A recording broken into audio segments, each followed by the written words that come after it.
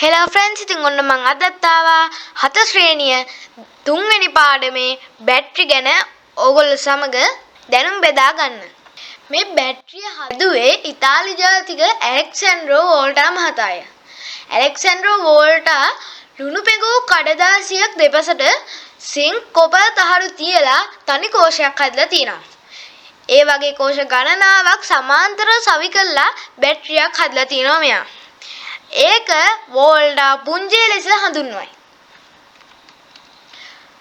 ඉතින් මම අද ඔයගොල්ලොත් එක්ක කතා කරන රසායනික කෝෂ වර්ග හතරක් තියෙනවා.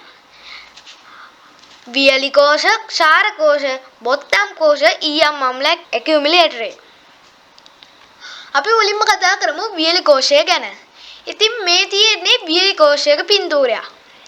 මේක හදලා තින්නේ සිංක් තහඩු, කාබන් කුරා, කාබන් කුඩු වැනි රසායනික ද්‍රව්‍ය භාවිතයෙන්. මෙය විදුලි පන්දම්, ගුවන් විදුලි යන්ත්‍ර, බිත්තිර්ලෝසු ආදී දකින්න පුළුවන්. ඊළඟට ක්ෂාර කෝෂ. මේක හදලා තින්නේ නිකල්, කැඩ්මියම් වැනි ලෝහ වර්ග භාවිතයෙන්. මේවා පැරණි දුරකථන, කැමරා ආදී දකින්න පුළුවන්. පළමු නිකල් කැඩ්මියම් බැටරිය හදලා තින්නේ ස්වීඩන් ජාතික ඕල්ඩෙම ජංග මහතා විසින්.